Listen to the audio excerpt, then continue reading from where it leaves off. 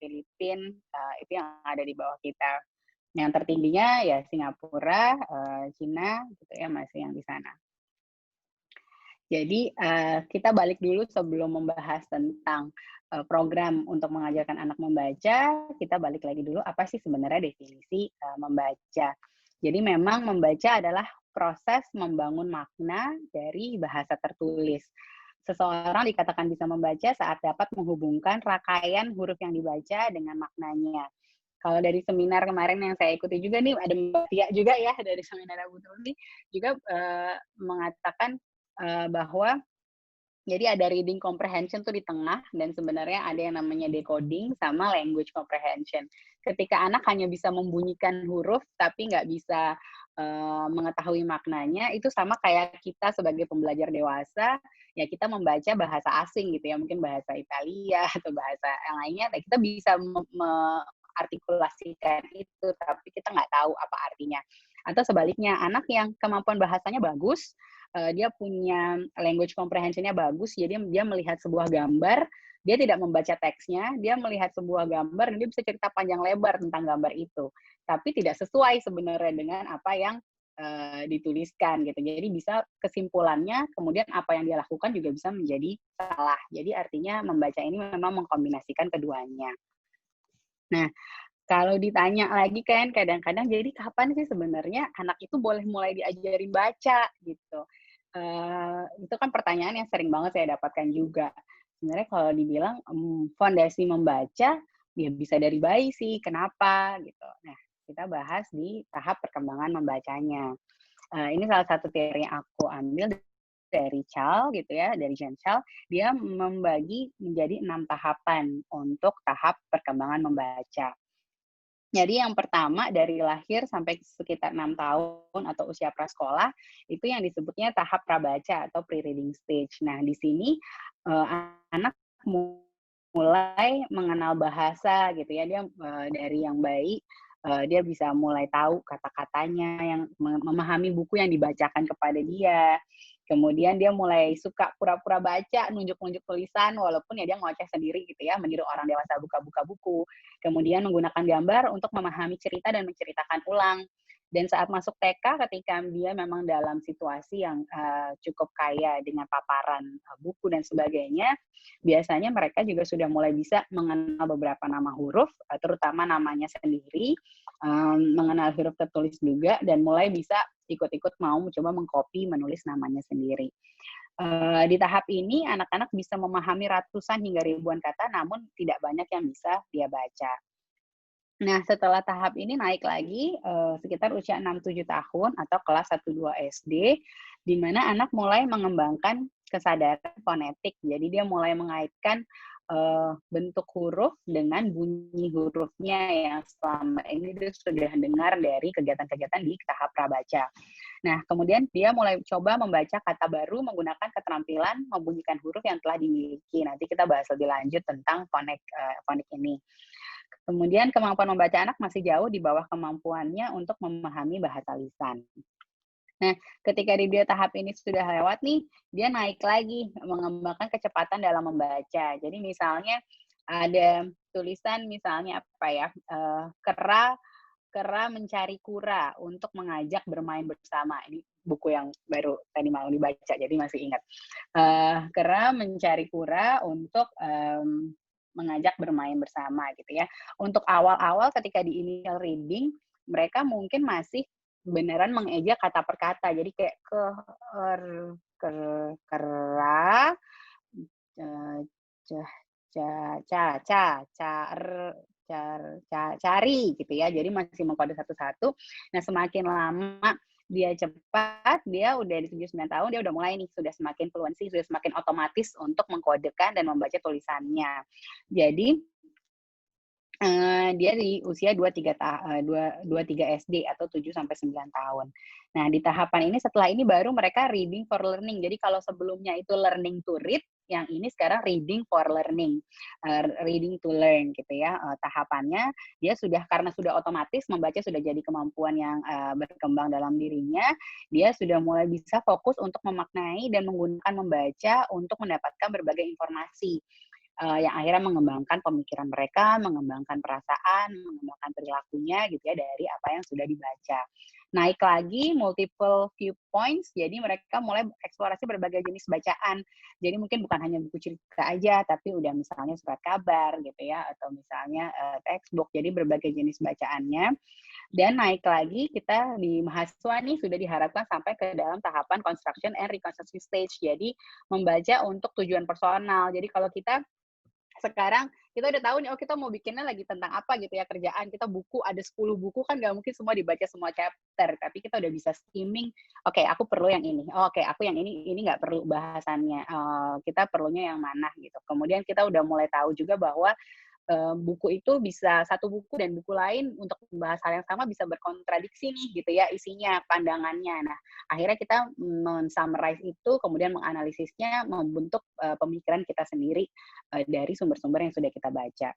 Nah, kalau dari tahapan ini, maka sebenarnya mengajarkan anak membaca itu sudah bisa dari lahir, artinya kenapa ya? Karena tadi reading comprehension-nya atau language comprehension-nya yang dibangun dulu dengan memperbanyak pemahaman anak terhadap kata-kata. Nah, dari yang saya baca dari beberapa sumber juga, ada yang sebenarnya ternyata ini mengajarkan anak membaca itu ada seperti reading wars-nya gitu. Reading wars, perang ya, perang metode membaca gitu, di antara whole language approach dengan phonic approach. Jadi whole language approach ini, dia percaya bahwa anak itu akan bisa membaca dengan sendirinya ketika ia berada di lingkungan yang high rich literacy environment gitu. Jadi mereka sering diajak bicara, sering diajak ngobrol, sering dibacakan buku, nanti lama-lama dia akan bisa baca sendiri gitu. Dia akan bisa menemukan caranya sendiri, memahami polanya. Jadi anak tidak diajarkan memecah kata menjadi satuan-satuan bunyi, tapi membaca kata secara utuh atau sight words. Jadi misalnya dia udah tiap hari nih dibacain buku tadi Si Kera Mencari Kura, Ayo Main Bersama gitu ya. Lama-lama ya dia akan baca sendiri aja tuh, oh yang kalau ini tuh kera, yang ini tuh kura gitu. Jadi dia melihat bentuknya kayak anak-anak sekarang gitu ya, mungkin belum bisa baca, tapi dia udah tahu aku mau setel YouTube misalnya, atau oh itu restoran apa yang aku sering lewat, karena dia melihat secara utuh dari warnanya, dari bentuk kira-kira tulisannya, dari logonya, jadi seperti logografinya ya yang mereka tangkap gitu. Kemudian dia membaca itu menjadi suatu kata. Tapi mungkin kesulitannya akan menjadi sulit ketika dia melihat kata-kata yang mirip gitu ya. Jadi misalnya kayak kera sama kura sebenarnya mirip juga, atau nanti ketika diganti sedikit keranya sebenarnya belakangnya kerak nih gitu. Jadi ada k-nya, tapi karena udah biasa dia nebaknya kan taunya kera aja gitu karena dia tidak mendekode itu. Jadi dan sight words kan begitu banyak kata-kata di dunia ini gitu ya, begitu banyak kata-kata yang mungkin tidak bisa dihafal oleh anak karena ya saking banyaknya kata. Seberapa sih kemampuan kita dalam mengingat atau memorizing ketika kita mengandalkan sight words. Nah, kemudian perkembangan ilmu tentang cara kerja otak ini juga dari training yang workshop yang pernah saya ikuti gitu ya. Jadi mengatakan bahwa ternyata kalau membaca itu tidak berkembang secara natural, berbeda dengan kemampuan mendengar dan kemampuan berbahasa, di mana itu sebenarnya sudah bukan terberi ya. Anak tetap harus belajar, tapi belajar itu menjadi lebih natural karena di otak kita memang sudah ada pusat untuk mendengarkan, auditori, dan pusat untuk melihat-lihat bentuk atau visual gitu. Nah, tapi ketika kita membaca kan kita menyatukan, menjembatani ini dari huruf yang kita lihat, terus kemudian kita sounding outwards-nya juga gitu. Nah, jembatan ini tuh yang harus dibantu untuk dibangun di dalam struktur otak anak, jadi tidak berkembang dengan sendirinya. Nah, beberapa penelitian ini misalnya ada penelitiannya Evans dan Saint Aubin, dia bilang ketika anak yang belum bisa membaca, dibacakan buku, ternyata mereka itu lebih aktif bagian otaknya yang memang di bagian visualnya. Mereka lebih ke drawn, lebih tertarik untuk melihat gambarnya dibandingkan dengan membaca tulisannya. Dan biasanya anak-anak kalau yang belum bisa bicara, mendengar mendengar suara orang bicara tuh mereka udah otomatis tertarik. Tapi anak yang belum bisa membaca, ketika melihat tulisan, itu ketertarikannya berbeda gitu. Jadi memang tidak natural dikatakannya. Dan pembelajaran yang murni berbasis penemuan seperti yang aliran konstruktivis yang kita tahu, itu ternyata tidak bisa dilakukan di semua bidang. Ini menurut penelitiannya Aviary Brooks Aldous ini. Jadi untuk matematika, sains membaca itu memerlukan instruksi dan umpan balik terarah. Jadi anak perlu diarahkan untuk melihat tahu kodenya seperti apa. Nah, ini yang phonic approach itu dikatakan. Phonic approach ini dia memang membacakan bahwa bunyi gitu ya, misalnya kita kata bola gitu, kata kuda deh, kata kuda itu ketika dibaca sebenarnya kita bukan membaca nama hurufnya, tapi kita merangkai bunyi hurufnya. Karena kalau kita baca kuda dengan kita menggunakan nama hurufnya, sebenarnya kan yang kita baca berarti akan K-U-D-A, jadi kaudea. Tapi kita tidak membaca kuda sebagai kaudea karena yang kita rangkai adalah bunyi hurufnya. Udah, jadinya kuda gitu. Nah, fonik ini dia menggabungkan nih antara bentuk huruf yang dilihat anak ini ya, namanya ini ini u, ini a. Jadi kalau disambung itu digabungkan menjadi kuda. Itu dikatakan phonic approach. Jadi dia mengajarkan kode-kodenya ini. Dia melihat tulisan itu sebagai kode yang harus dipecahkan anak dan dia memberikan kode untuk memecahkan tulisan itu. Nah, ini berlangsung reading words ini dikatakan sampai dari tahun 60-an kemudian berkembang 80-an gitu ya untuk yang phonic. Sampai sekarang masih berlangsung sampai akhirnya di tahun 2020 National Reading Panel ini mengeluarkan ada yang namanya balance approach. Nah, akhirnya yang muncul 5 components of reading instruction ini. Aku mau bacain ini ya, yang National Reading Panel. Jadi dia menurutku ini memperlihatkan bahwa membaca itu emang tugas yang sangat-sangat sulit untuk anak-anak gitu. Learning to read is a complex task for beginners. They must coordinate many cognitive processes to read accurately and fluently. Readers must able to apply their alphabetic knowledge to decode unfamiliar words and to remember how to read words they have read before. When reading connect text, they must construct sentence meanings and retain them in memory as they move on to new sentences. At the same time, they must monitor their word recognition to make sure that the words activated in their minds fit the meaning of the context. Jadi sebenarnya banyak banget yang harus terjadi ketika saat membaca, karena tadi tujuan membaca adalah memahami makna gitu ya, bukan hanya membunyikan kata-kata. Jadi ada executive function yang harus bekerja di situ, working memory-nya harus ada, attention-nya harus ada. Dia harus mengaktifkan background knowledge-nya dulu ketika kita baca.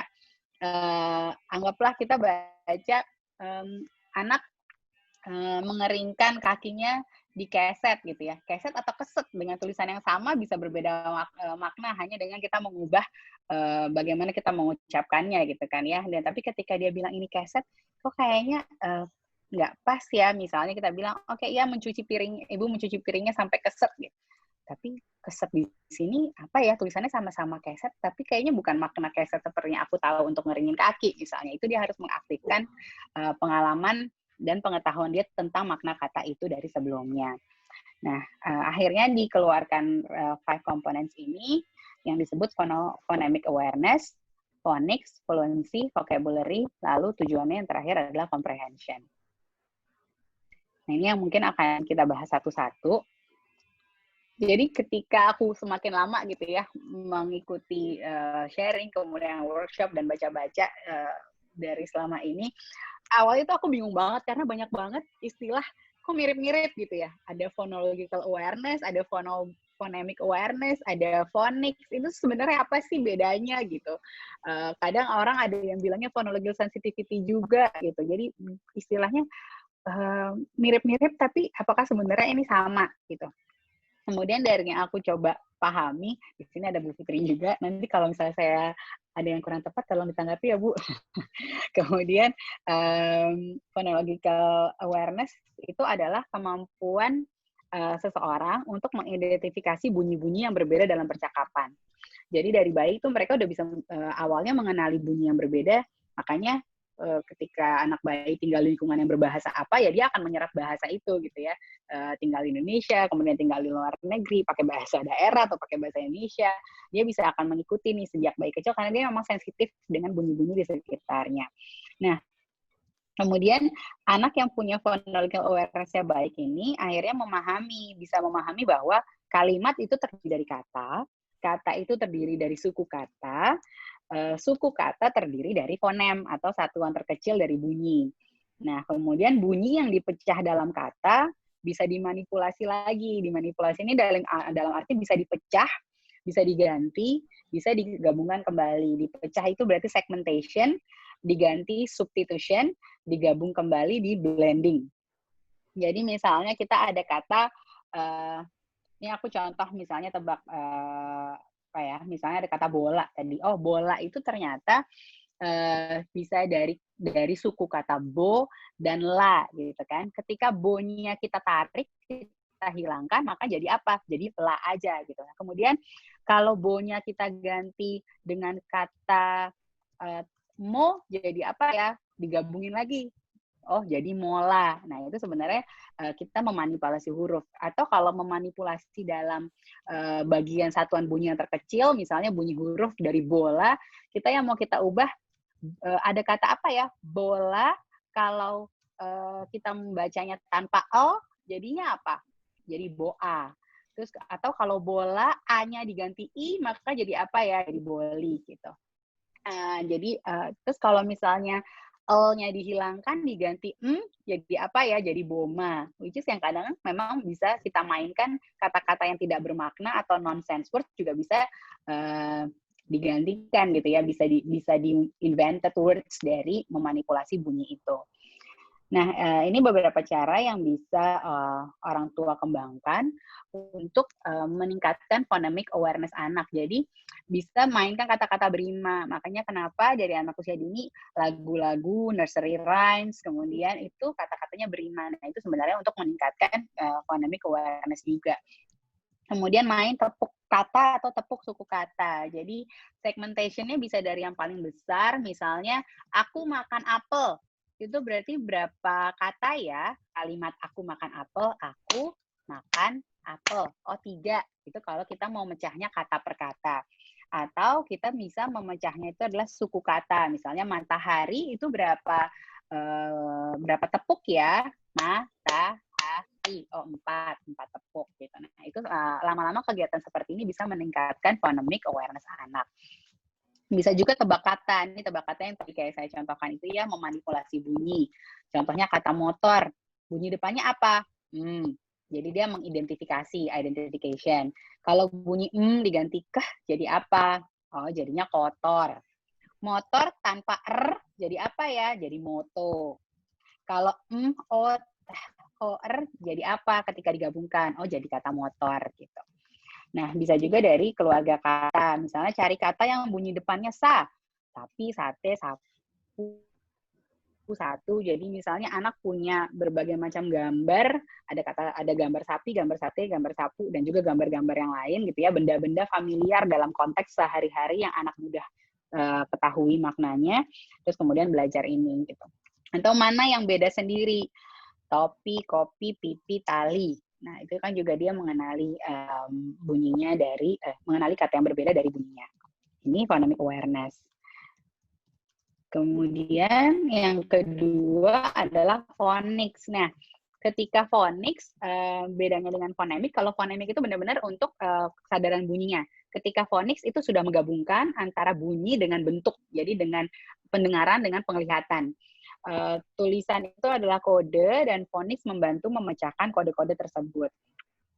Di sini saya baca salah satu buku yang menurut saya sangat praktis dan mudah ya untuk orang tua memahaminya juga. Bukunya Bu Vidya Paramita, jadi itu Montessori juga. Dia mengeluarkan buku judulnya Keajaiban Membaca Tanpa Mengeja. Gitu. Jadi di sini dia membedakan antara mengeja dengan merangkai bunyi dalam kata. Bedanya apa? Ketika mengeja, anggapnya kita kalau sekarang misalnya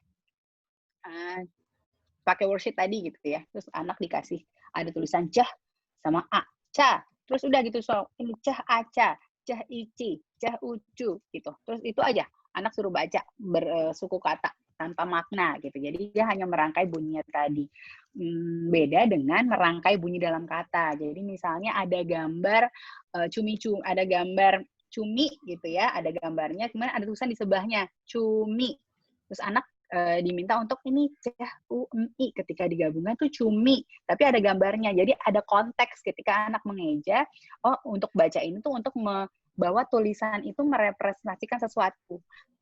Tulisan itu mewakili suatu ide, suatu benda, suatu gambar, suatu konsep gitu. Nah, ini jadi harus selalu dihubungkan, bukan mengeja tanpa makna atau tanpa konteks gitu. Karena balik lagi tujuan membacanya akhirnya ketika besar, ketika di akhir itu adalah untuk comprehension. Jadi ketika dia hanya mengeja out of context dan hanya caci cuceco, mami mumemu gitu ya, itu sebenarnya kurang efektif. Nah, jadi gimana cara mengajarkan phonics ini gitu? Cara mengajarkan phonicsnya adalah dengan pakai lagu. Nah, kesulitannya memang banyakkan lagu atau nursery rhymes yang saat ini anak-anak punya itu adalah bahasa Inggris, di mana berbeda phonics-nya gitu kan. Jadi ketika tulisan cat C dalam bahasa Indonesia sama C dalam bahasa Inggris kan di pronunciation-nya berbeda ya, diartikulasikannya. Jadi kadang-kadang anak bingung juga gitu. Kita bilangnya ini cat, tapi kalau Indonesia chat gitu. Jadi lagu foniknya, tapi ada sih di YouTube yang bahasa Indonesia, saya nemu satu video juga. Atau ya kita bisa ngarang sendiri sebagai orang tua atau guru. Jadi kayak A untuk ayam, A, I untuk ikan, I gitu ya, dan seterusnya. Nah, itu biasanya anak cepat mudah hafal juga kan kalau pakai lagu. Nah, kemudian di phonics ini juga untuk membantu anak nanti mendikut tulisan tertentu ketika dalam mulai membaca kata, mulai merangkai bunyi dalam kata, untuk membantu mereka yang memang harus punya pengetahuan yang cukup dulu untuk alphabetic knowledge-nya. Jadi memang mengenal huruf-hurufnya itu dulu. Huruf-huruf ini sebaiknya ketika mengajarkan juga menggunakan berbagai inderanya gitu. Jadi tidak hanya melihat terus bilang ini A gitu ya bunyinya, tapi juga misalnya berpakai berbagai media yang dia bergerak. Misalnya di sini gambarnya pakai pasir, terus kemudian ini huruf O gitu ya. Kemudian anak lompat, misalnya dikasih origami di lantai macam-macam, ada tulisannya. Sebenarnya oke, kamu lompat ke yang hurufnya O gitu. Atau misalnya dia diminta aja untuk bergerak membuat huruf di udara dan sebagainya. Atau pakai semprotan air, ada tulisan huruf keh, jadi dia sambil nyemprot air mengikuti tracing hurufnya. Jadi sebenarnya banyak cara yang bisa dilakukan untuk membuat membaca ini atau belajar membaca terjadi prosesnya lebih menyenangkan untuk anak-anak dan lebih menggunakan ya selayaknya anak-anak belajar melalui bermain gitu ya. Kemudian mulai membangun kata dengan gambar atau benda konkret. Nah, di sini mungkin Mbak Yuni sebagai di sekolah Montessori sudah sangat familiar ya dengan Pink Series atau Blue Series gitu. Jadi Montessori ini memang sudah cukup sangat terstruktur untuk mereka mulai mengajarkan membacanya gitu. Jadi dari mulai yang anak pakai kartu yang dua kata aja gitu ya, dua suku kata dan terbuka. Jadi misalnya meja, bola, topi, roti gitu kan. Itu kan cuma dua suku kata dan masing-masing suku katanya itu hanya konsonan vokal gitu. Beda dengan motor misalnya yang udah ada tambahan konsonan vokal. Nah, itu memang bisa dibangun secara perlahan tadi. Jadi ada kartu gambarnya, kemudian ada tulisannya dan anak diminta untuk tadi menghubungkan dengan tulisan dengan maknanya. Yang sampai akhirnya kemudian berlanjut dari mulai bunyinya naik, akhirnya yang suku katanya lebih banyak, kemudian kayak ada yang dua huruf tapi dibacanya satu bunyi, seperti kalau di Indonesia kan eng sama nyeh gitu ya, ng dan ny gitu, itu dua huruf tapi dibacanya sebenarnya satu bunyi. Nah, kemudian baru nanti naik lagi ke kalimat.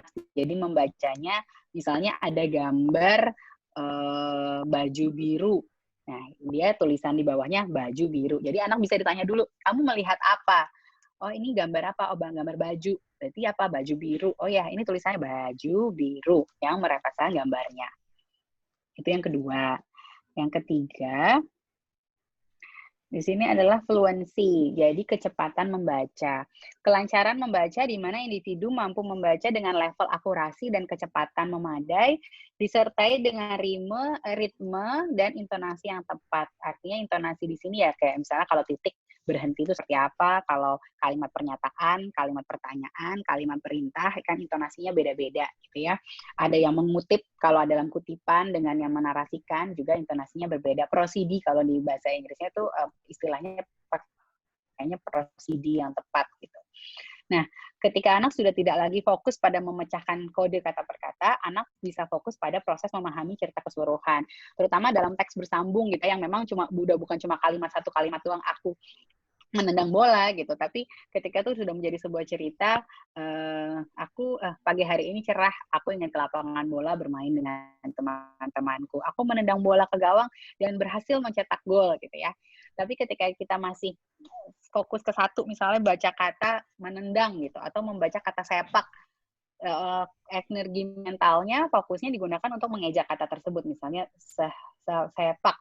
Terus dia jadi lupa, tadi di atas kalimatnya apa ya? Tadi aku lagi baca apa sih gitu. Nah itu mungkin sama kalau kita udah dewasa, kita baca buku tapi lagi nggak mindful gitu ya, lagi nggak present di situ, kita bisa baca satu halaman yang sama tapi kayak tadi baca apa sih gitu. Kok kayaknya nggak udah satu halaman yang sama berlama-lama tapi nggak mudeng ini apa gitu. Akhirnya baca lagi dari awal gitu. Nah ini karena kita sedang tidak bisa mengolah informasi itu gitu. Jadi kelancaran penting bukan hanya untuk pemahamannya, tapi juga untuk motivasi. Jadi memang ketika anak menjadi sulit dan belum lancar, tapi dipaksa terus untuk membaca, akhirnya motivasinya menurun. Nah, akhirnya dia ya jadi tadi menghindari tugas membaca, jadi nggak mau juga kalau yang berkaitan dengan baca membaca gitu, karena dia juga self-esteem-nya mungkin sudah menurun untuk membaca tadi. Nah, dikaitkan untuk meningkatkan fluency ini gimana caranya? Nah, fluency ini kan bisa dilakukan dengan kegiatan rutin membaca nyaring. Jadi memang orang tua yang membacakan kepada anak, jadi anak juga dan pengulangan membaca buku yang sama secara mandiri dari anak itu. Jadi ketika anak sebenarnya anak hafal gitu ya, kadang-kadang ada satu anak nih kalau usia 3-4 tahun, kayak menurutku teman-teman di sini yang udah punya anak usia dini, pernah lah mengalami yang namanya anak minta dibacain satu buku yang sama berulang-ulang gitu kan ya. Jadi kayak sampai, mamanya yang bosan ini lagi hari ini, oke gitu ya. Terus baru selesai lagi, langsung gitu, bisa 2-3 kali. Nah tapi sebenarnya dengan mereka membaca berulang-ulang satu buku yang sama, mereka hafal jalan ceritanya, mereka bisa masuk tuh mulai pura-pura membaca dan mulai nulis nunjuk kata seolah mereka bisa membaca karena mereka tahu jalan ceritanya seperti apa gitu kan ya. Jadi lama-lama mereka mengaitkan dengan si kata-kata itu juga jadi lebih mudah. Dan ada yang namanya high frequency words. Jadi memang untuk karena tadi kita perlu membebaskan energi kognitif otak kita supaya tidak perlu semua kata itu didekode lagi gitu. Tidak semua kata tuh harus kita pelan-pelan dipecahkan kodenya ini kata apa. Tapi kata-kata yang sudah high frequency words itu memang ada beberapa yang dihafalkan gitu. Jadi misalnya kayak mungkin kalau di Indonesia kayak kata di ke aku itu ya, apa, itu mungkin high frequency words-nya. Kalau di bahasa Inggris seperti I, the, of, and, itu yang sangat cepat, and gitu ya, itu kan sering banget gitu. Jadi itu beberapa high frequency words sebenarnya nggak apa-apa nih kalau misalnya dihafalkan untuk mempercepat proses membacanya itu tadi. Itu yang komponen ketiga. Kemudian di komponen keempat, ini adalah vocabulary atau kosakatanya, perbendaharaan kosakata yang anak miliki.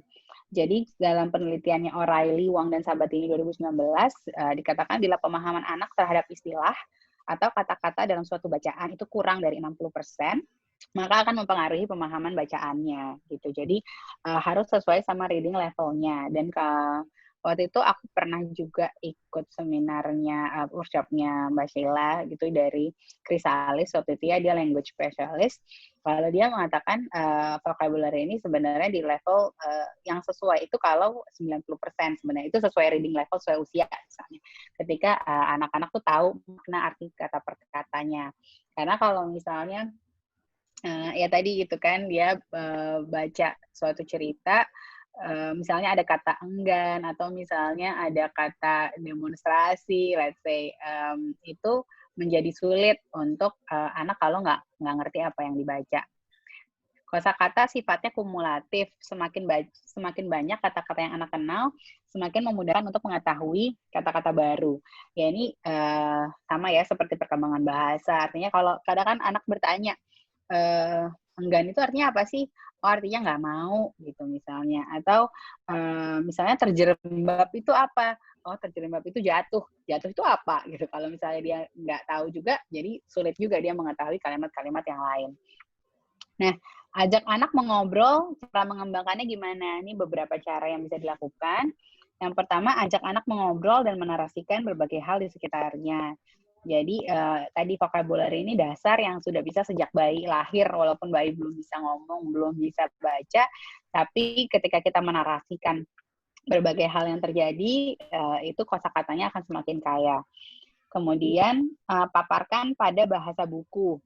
Jadi, ada juga yang mengatakan bahwa penelitiannya itu, kalau nantinya dalam konteks sekolah atau dalam konteks akademis, anak-anak ini kan akan membaca textbook ya, akan membaca, buku pelajaran, di mana buku pelajaran ini bahasanya adalah bahasa sehari-hari, bukan bahasa sehari-hari, tapi memang bahasa formal, di mana, yang, itu lebih jarang anak dengarkan, digunakan pada kalau kita ngobrol atau dari televisi. Jadi dikatakan kalau buku itu bahasanya memang lebih baku daripada, percakapan sehari-hari maupun televisi gitu ya. Ini kayak kata-kata riuh, atau terpercik air itu apa ya gitu kan, itu, kita jarang gitu mungkin kita dalam bahasa sehari-hari, "Oh di sini tuh riuh sekali," gitu, jarang kita pakai. Nah ketika anak jarang dibacakan buku, kosakata-kosakata ini tidak ada dalam, tabungan kosakata mereka, sehingga juga akan menjadi lebih sulit untuk memahami bahasa buku tadi. Juga caranya gunakan kata baru dalam konteks familiar, kemudian permainan kata seperti lawan kata atau asosiasi kata. Jadi kalau tinggi, tinggi lawannya apa ya? Rendah. Pohon itu tinggi. Oh, pohon yang ini apa? Rendah. Kura-kura jalannya lambat. Kalau kelinci jalannya apa? Cepat. Jadi pengenalan permainan kata, pengenalan berbagai konsep juga. Atau asosiasi kata. Nah, di sini ada comprehension, terakhir gitu ya, comprehension, komponen terakhir, tanggal terakhir untuk menjadi pembaca yang baik, namun sudah dapat dikembangkan sebelum anak bisa membaca mandiri. Jadi walaupun anak belum bisa membaca, walaupun tadi tujuannya adalah membaca tadi, bukan berarti ini sebenarnya runutannya comprehension kalau tadi sih mungkin awalnya lebih ke vocabulary dulu gitu ya, itu kan tabungan kata-kata dulu. Phonics masih nanti tuh ketika anak usia 6-7 tahun misalnya, awalnya. Tapi ketika comprehension bukan berarti karena tujuannya itu terakhir ketika anak udah bisa semuanya nih, udah bisa vocabulary-nya udah ada, fluent, udah bisa phonemic awareness, udah bisa phonik, baru diajarkan comprehension-nya. Tapi ini dari bayi lahir pun kemampuan berpikir, kemampuan mengambil inference-nya, itu sudah bisa dikembangkan dari awal. Nah, gimana caranya untuk mengembangkan comprehension ini? Strategi yang bisa dilakukan saat membaca buku bersama anak. Bertanya anak tentang apa yang terjadi di buku. Jadi ya tadi ketika dibacakan buku, jangan selesai dibacakan buku, selesai langsung ditutup, terus kemudian beralih kegiatan lain. Tapi sebenarnya harus diajak berdiskusi. Jadi tadi bukunya ada siapa sih? Oh ada si kera gitu ya. Aku pakai contoh itu lagi ya. Keranya lagi apa? Oh lagi cari kura-kura. Kenapa dia cari si kura-kura? Oh mau ajak main. Terus akhirnya mereka main apa? Gitu ya. Jadi kita melihat lagi apakah mereka memahami ceritanya. Kemudian membuat prediksi. Kira-kira kalau misalnya keranya mencari di bawah batu ketemu nggak ya? Terus menurut kamu nanti terakhir ceritanya si kera ketemu nggak sama si kura-kura gitu. Di sini juga anak diajarkan untuk membuat prediksi atau dan membuat visualisasi. Jadi sebenarnya ketika anak dibacakan itu akan ada mental image ya. Ketika kita baca image, kita membaca satu teks, kita pun sebagai orang dewasa biasanya kita kan membayangkan. Jadi kalau kayak novel gitu, oke, pada suatu hari ada sebuah hari yang cerah, ada seorang putri yang di istana. Itu kan biasanya kita akan membangun mental image-nya ya. Jadi, oh pada pagi hari cerah berarti ada matahari yang kita bayangkan. Kemudian ada istana. Istana itu seperti apa sih yang ada di kepala kita? Putri itu seperti apa? Itu akan terbangun visualisasinya. Dan ini juga mengembangkan kemampuan berpikir anak juga sebenarnya. Dan ketika ada mental image ini, sebenarnya connected text-nya tadi, ketika ada cerita teks yang bersambung, itu akan lebih mudah dipahami anak karena bisa sekalian seperti tervisualisasi di kepala mereka. Kemudian diminta menceritakan kembali. Oke, sekarang coba dong kamu yang cerita, mama yang dibacain buku, kamu cerita itunya seperti apa. Nah, itu juga latihan untuk mereka menangkap intisarinya nggak sih? Mungkin nggak semua bagian tuh harus diceritakan gitu ya, tapi dia menangkap bagian-bagian penting dari sebuah cerita, mana membedakan yang relevan, tidak relevan, atau mana yang main idea-nya dengan yang hanya ide pelengkap saja. Mengaitkan dengan pengalaman pribadi. Oh ya, kalau misalnya tadi oke, si kera sama kura akhirnya main apa, petak umpet. Kamu pernah nggak main petak umpet? Biasanya kalau petak umpet kamu suka sembunyi di mana? Jadi background knowledge-nya kita bisa aktifkan juga sembari kita mengaitkan sama personal relation mereka. Supaya mereka juga biasanya lebih tertarik nih ketika anak dikaitkan gitu ya dengan pengalaman pribadi mereka. Kita baca tentang pesawat atau baca tentang kapal. Ingat nggak pengalaman kita waktu naik kapal? Kamu suka nggak ya sama kapal itu? Apa yang buat kamu nggak suka gitu dan sebagainya. Dan anak bisa diajarkan untuk menarik kesimpulan dari kalimat implisit. Nah, di sini ada misalnya contohnya ada bacaan buku misalnya misalnya gini, Tina mengundang Tika ke pesta ulang tahunnya. Tika kemudian memikirkan, Tina suka tidak ya dengan unicorn? Gitu. Itu kan sebenarnya dua kalimat yang tidak langsung ya. Gitu. Artinya ada undangan ulang tahun, kemudian Tikanya berpikir apakah Tina suka unicorn. Itu kan ada missing link tuh sebenarnya. Kenapa ya? Kenapa tiba-tiba si Tina mikirin kalau Tika suka unicorn? Oh, karena biasanya kalau kita mengundang seseorang ulang tahun, kita akan kita datang dengan membawa kado, dan kita kalau beli kado itu harus sesuai sama yang orang yang ulang tahun suka, bukan apa yang kita suka. Nah, itu kan sebenarnya menarik kesimpulan atau membuat kesimpulan dari kalimat yang tidak ada secara nyata di situ. Dan ini juga makanya kenapa penting background knowledge tadi, karena ketika pengalaman hidup anak belum terlalu kaya atau kata-katanya, mungkin dia nggak akan bisa tidak akan bisa nge-link tuh koneksi itu. Kenapa kalau dapat undangan harus mikirin kado gitu? Oh, bahwa ternyata itu harus ada pengalaman sebelumnya. Nah, itu yang bagian dari comprehensions juga. Nah, jadi ini yang skema terakhir dari aku. Jadi habis ini kita tanya jawab aja ya, diskusi bareng-bareng. Yang tadi bahwa ketika kita membaca itu sebenarnya ada word recognition-nya, kita mengenali kata yang kita baca, sama language comprehension-nya itu. Language comprehension ini terdiri dari background knowledge, vocabulary knowledge, language structures. Jadi memang language structures ini kayak ketika kita baca Orisa menendang bola, itu make sense. Tapi ketika aku bilang Orisa ditendang bola, ini kayaknya ada yang aneh sama kalimatnya. Apa ya yang aneh? Nah, itu termasuk dalam tata bahasa atau grammarnya. Dan anak biasanya jadi akan menyadari yang dia akan punya feedback sendiri ketika dia baca. Ini kayaknya aku bacanya salah deh. Karena nggak make sense nih kalimatnya. Kalau kalimatnya begini, oh bukan ditendang kali ya, tapi menendang misalnya. Karena subjeknya di depan. Kemudian ada verbal reasoning tadi, sama literasi knowledge-nya. Sementara di word recognition, ya ini tadi ada phonemic awareness, ada decoding-nya, dan ada sight words-nya tadi, sight recognition. Nah, aspek-aspek ini, mungkin mohon maaf bisa di-mute. Nah, aspek yang terpisah. Oke, maaf Mbak Rini, mungkin bisa atau siapa tadi ya? Mohon maaf bisa di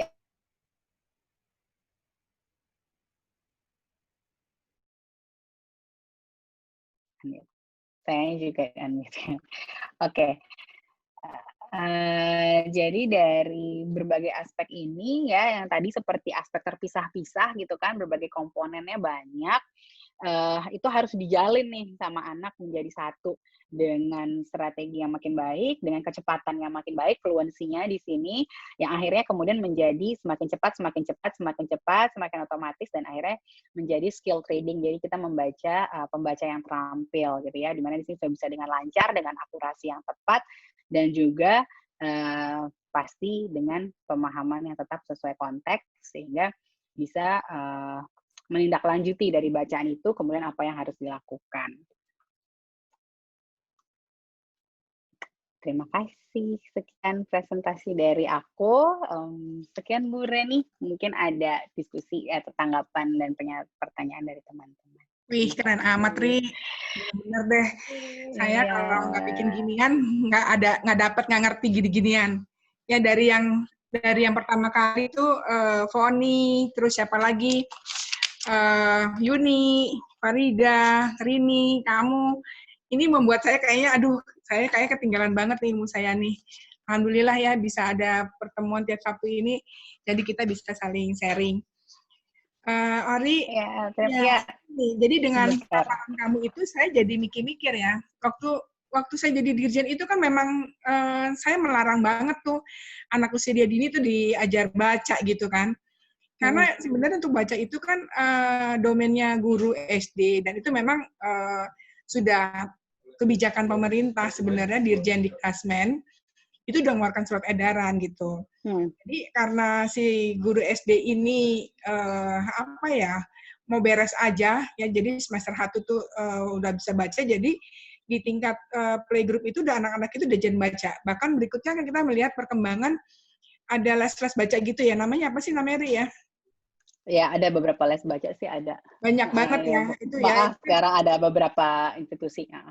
Ya, jadi artinya menjamur lah ya, itu supaya anak orang tua tuh senang anak-anak udah bisa baca semua di usia yang dini. Tapi setelah dengar kayak gini, memang ternyata baca itu nggak apa-apa ya dari usia dini ya. Dan ini di mana tinggi ya? Di mana tinggi? Di mana tinggi. Jadi kalau misalnya aku gini sih, sebenarnya aku selalu bilang baca boleh sih, bukan berarti nggak boleh ngajarin anak baca dari kecil gitu ya, tapi ekspektasinya aja orang tuanya. Sebenarnya itu kan ekspektasi orang tuanya. Artinya kita ngajarin, kita dari bayi lahir kita manggil dia nama anak kita, kan mereka juga nggak tahu gitu, tapi ya kita panggil terus sampai sama dia ngeh, oh namanya siapa.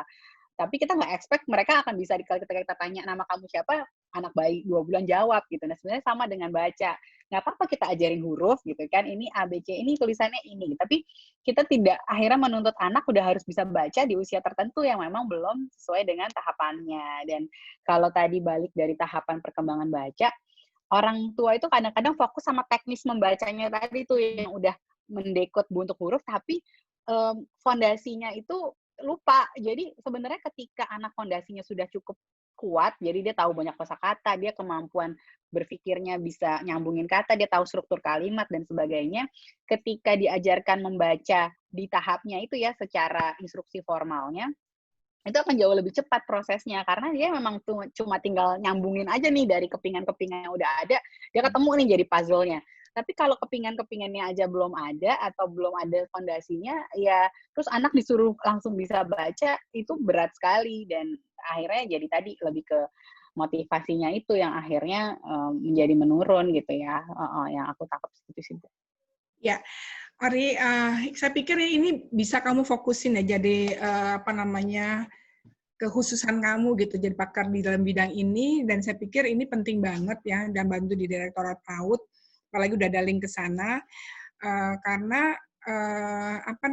kita tahu bahwa rata-rata pendidikan orang Indonesia itu kan masih di SMP ya kelas 8 ya. Jadi dan kalau di kamu tadi ada penampilan dari PISA itu ya jauh banget. Indonesia pernah waktu itu tahun berapa Bu Munandar ya melakukan penelitian dan itu kita memang paling rendah di ASEAN gitu. Tapi tadi syukur aja ya kita bisa lihat bahwa ada yang lebih rendah lagi yaitu Filipina ya. Hari ini tadi Mbak Fitri Yang ya penting nggak terbawa gitu ya, Bu. nggak terbawa walaupun masih terbawa.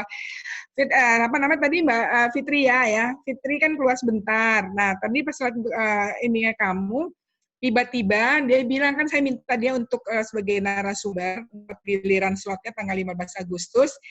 Nah ini Tia kamu diminta untuk tandem nih bersama Fitri karena kamu katanya ahli juga nih dalam phonics ini ya, dalam membaca.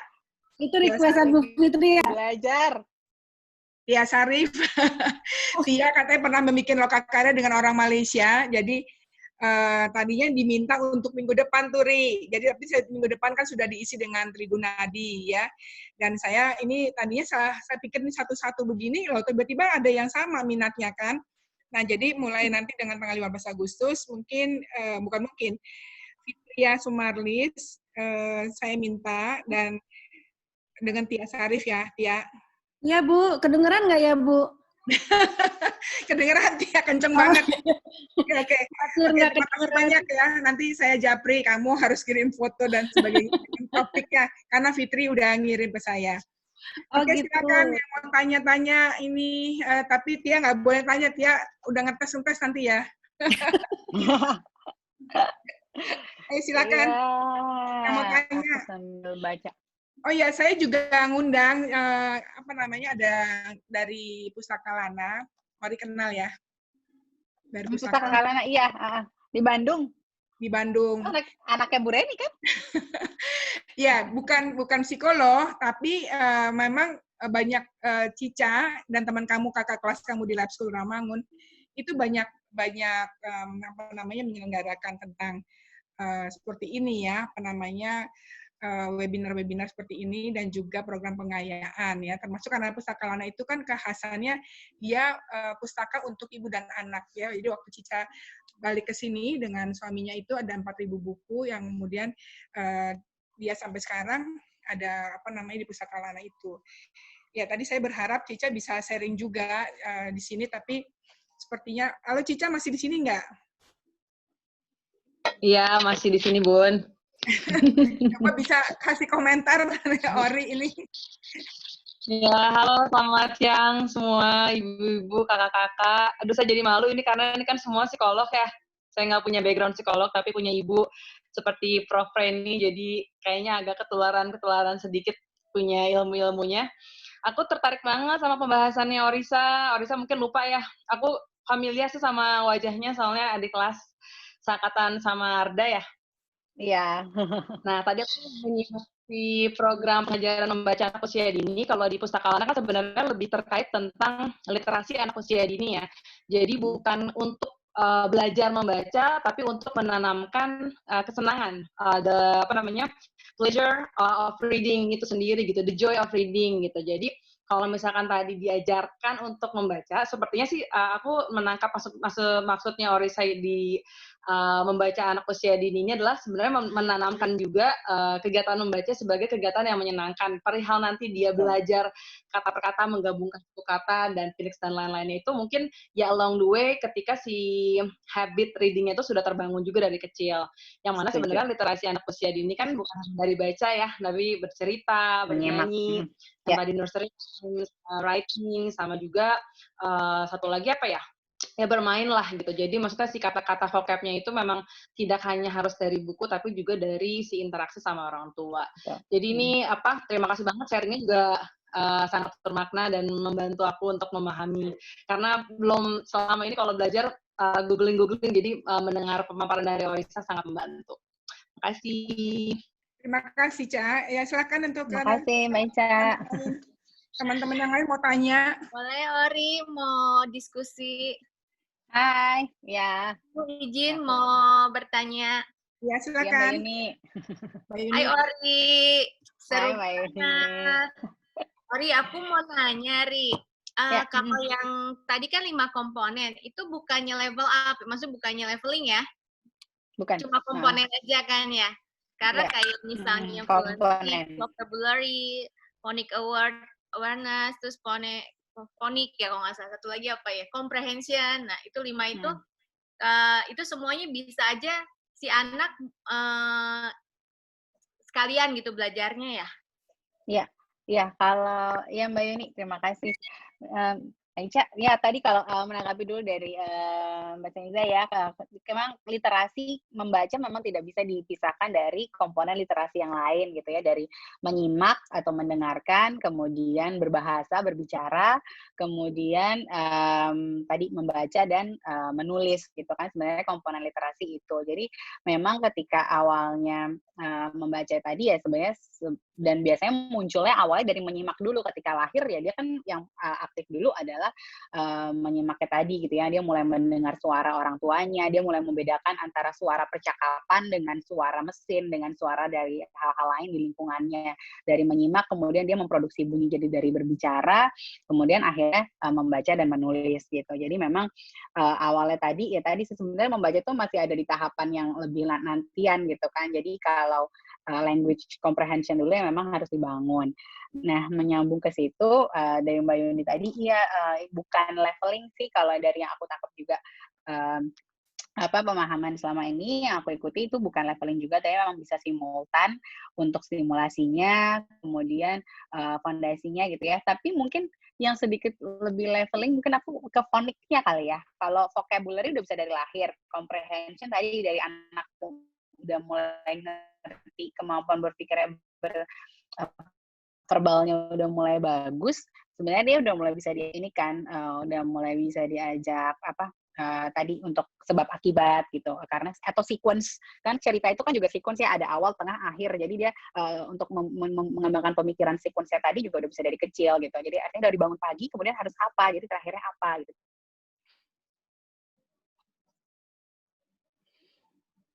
Hilang suaranya Ori.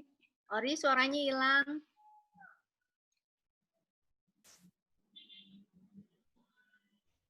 Suara Ori hilang ya? Iya, betul, hilang. Hilang ya? Kirain saya ceket. Freezing Orinya.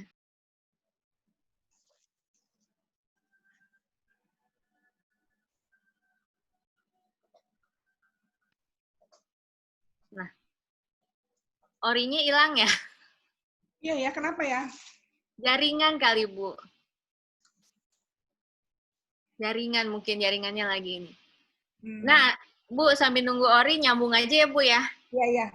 Nah, kebetulan ada Tia nih. Ada Tia. Tia juga besok dia ngisi itu kan, ngisi acara tentang membaca. Nah, Orinya muncul. Ri, tadi hilang. Silakan lanjut lagi, Ri. Ori masih di mute. Tadi sampai mana ya? Aku sampai lupa kan hilang. Tadi tiba-tiba aku bingung kok hilang gitu. Jadi ya secara umum seperti nggak leveling sih Mbak Yuni. Jadi bisa simultan, tapi mungkin ekspektasinya itu sih. Jadi ketika nanti stimulasinya bisa simultan, tapi tahapan perkembangan membacanya yang bertahap dari yang mulai pre-reading stage sampai decoding stage-nya itu sih bertahap. Tapi komponennya stimulasinya sudah bisa dimulai berbarengan dari sejak anak kecil gitu. Oke, Ri. Ini kebetulan ada Tia, kita diskusi aja juga. Mungkin ada teman-teman yang lain yang mungkin bisa punya pengalaman ya, Bu Reni. Iya. Di dunia Montessori pun itu kita sempat ada berbagai paradigma ya. Ini kebetulan saya emang lagi belajar, jadi ada buku yang tadi bilang. Iya. Itu bukunya praktis banget. Buku Ori, buku Binky, buku Astrid, semuanya saya juga punya. Nah, ini ada buku juga, mungkin ada yang punya di sini. Oh iya, pakai ini. Kelihatan nggak? Coba saya mirrornya saya iniin ya. Enggak, udah. Kelihatan kok. Udah nggak mirroring kok. Nggak mirror? Oke. Jadi ini juga Montessori dari Miss Zahra. Mungkin ada yang pernah dengar juga. Nah, ini agak beda sama yang Mbak Vidya. Jadi sebenarnya, tapi anak saya udah ngikutin ini, terus dia pakai ke sini. Jadi nggak ujuk-ujuk ini gitu. Nah, ini pengalaman sebagai emak-emak nih, karena kebetulan anak saya yang paling kecil itu memang lagi sensitif periodnya membaca. Jadi kebayang dong, Ri, kalau misalkan orang tua di luar sana yang nggak ngerti gimana, terus dia stres, kayak misalkan saya posting di Instagram nih, ini saya posisi sebagai mama ya. Misalnya saya posting di Instagram atau di sosmed, diari membaca Keiten gitu, kayak gitu. Terus ada yang japri tuh pasti, kok anaknya udah bisa baca? Kok anak gue belum bisa baca? Terus itu pakai buku apa gitu?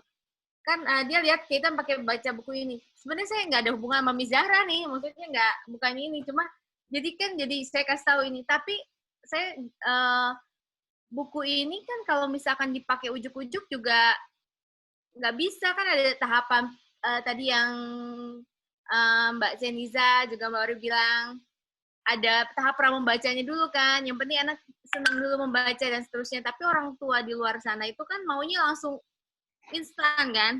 Nah, kalau dari Ori sama Mbak Tia sebenarnya ya, kalau yang ngerti teori language-nya, teori language terus kaitan sama otak misalkan kayak gitu, untuk membaca sebenarnya lebih setuju yang whole tadi ya, whole language atau yang phonics tadi, karena di Montessori pun ada yang phonicnya. Kalau yang ini beda lagi nih, dia per A, I, U, E, O digabung sama yang pink seriesnya itu mata, bata. Kalau kita kan, kalau yang Mbak Vidya itu kan misalkan sapi. Jadi ada dua kontradiktif, tapi sebenarnya nggak usah perang gitu sebenarnya. Tapi ini sempat di kalangan Montessorian juga sempat rame untuk sempat didiskus gitu. Jadi kalau dari teori nih, kita nggak ngomongin Montessori, tapi dari teori language-nya sendiri gitu, dari yang core-nya gitu, kalau menurut Mbak Tia sama Ori sebenarnya yang bukan yang benar ya, kalau benar yang mungkin yang lebih tepat untuk otak itu yang seperti apa gitu. Kalau menurut Montessori kan memang ada tahapannya gitu. Tapi kalau secara teori language-nya itu gimana nih? Mungkin bisa kita diskusiin. Thank you. Nah, Mbak Tia mungkin dibantu dulu. Kalau yang untuk struktur otak sebenarnya aku saya belum terlalu mendalami juga nih kalau yang sampai ke otaknya gitu ya. Tapi saya dari proses bermain yang biasanya aku lakukan gitu. Tapi mungkin Mbak Tia bisa bantu dulu untuk kalau dari segi tadi nih, dari struktur otak yang memudahkan untuk membaca. Mumpung nih, aku nggak bisa ikut besok, mumpung ada Tia, langsung aja sekalian ya Ria. Iya, jangan dikeluarin semuanya ilmunya ya. Kamu masih Ini sedikit teaser yang buat ikutan besok, Ori ya ikutan besok. Ini sebenarnya mau dibahas juga buat besok. Terus begitu barangkali karena tadi Bu Reni juga minta saya bicara tandem sama Mbak Fitri ya Bu ya. Kayaknya ini deh ya, kita kasih ini aja dulu, teaser aja dulu ya. Jadi kalau saya ditanyakan dari segi language untuk yang bagian yang ramah otaknya yang sebelah mana sih gitu. Pada dasarnya semua anak sih kan memang proses belajar membaca itu diawali dengan pre-reading skill dulu ya, cinta dulu sama buku, dia kenal dulu sama buku, dia kemudian tahu bahwa di buku ini ada gambar-gambar, ada printed words gitu ya, ada tulisan-tulisan yang memang dia bisa ikuti yang ternyata nanti dia dapat insight kalau ini tuh bersuara, ada suaranya loh, tulisan-tulisan, simbol-simbol, rangkaian simbol atau rangkaian huruf-huruf ini bersuara gitu ya. Itu sebetulnya insight yang kalau misalnya memang tadi yang strain itu tadi ya Ri, yang apa namanya terakhir ya aku share lagi ya. Tadi nah itu insight-nya kalau misalnya memang anak yang secara lebih mudah mempelajari membaca, jaringannya itu akan lebih terjalin lebih cepat gitu. Nah, pada anak-anak tertentu kan nggak semudah itu karena memang sebetulnya proses membaca ini kompleks, kemampuan belajar, kemampuan yang kompleks gitu. Tidak semudah itu jaringannya akan terjalin dengan cepat. Nah, jadi kalau misalnya ini kita jatuh ini kan lagi ke dasar kita bahasa Indonesia itu mempelajari membaca bahasa Indonesia itu representasi hurufnya, representasi bunyinya itu yang terkecil. Jadi bunyi huruf. Karena kita huruf-huruf ini apa ya? Jadi huruf ini merepresentasikan bunyi tunggal. Jadi kalau misalnya belajarnya yang tadi yang bukunya Miss Zahra itu kan belajarnya kan suku kata ya. Nah, beda dengan kalau misalnya kita breakdown ke bunyi tunggal. Karena apa namanya bahasa Indonesia menggunakan alfabet yang bunyinya bunyi tunggal gitu. Jadi akan lebih mudah breakdown-nya itu juga menjadi dari huruf yang terkecil, bunyi yang terkecil. Jadi kan bahasa itu kan kalimat, terus tadi ya yang phonemic awareness itu tadi ya kalimat, terus di breakdown ke kata, suku kata. Suku kata itu terdiri dari bunyi. Bunyinya bunyi yang mana? Bunyi yang terkecil. Beda kalau kita belajar bahasa Jepang mungkin ya, kalau aku menganalogikan. Kalau bahasa Jepang itu simbol hurufnya itu simbol huruf suku kata. Jadi misalnya atau ini deh apa namanya bahasa Jawa ya Hanacaraka gitu ya. Hanacaraka gitu ya. Nah, si satu simbol itu saja itu merepresentasikan suku kata. Nah, ya kalau misalnya dibunyikan ya suku kata yang dia iniin. Kalau misalnya kita kan harus merendeng-rendengkan dua huruf nih, harus menggabung-gabungkan dua huruf untuk mempronounce suku kata. Jadi kalau ditanya yang mana yang lebih ramah otak atau yang lebih mudah ininya, ya kita balik lagi ke base language kita, bahasa kita adalah bahasa yang direpresentasikan dengan simbol kalau misalnya untuk memproduksi suku kata ya simbolnya harus dua, nggak bisa satu, sehingga kalau misalnya akan lebih mudah lagi kalau di breakdown menjadi suku bunyi instead of suku kata. Itu sih sebetulnya kalau insight dari aku ya. Aku mau tanya dong sebentar, sebenarnya pada waktu ini lagi rame-rame ngomong kayak gini ya, di sekolah tuh anak-anak sama nggak diajarnya? Oh iya. Beda Bu, tergantung sekolahnya.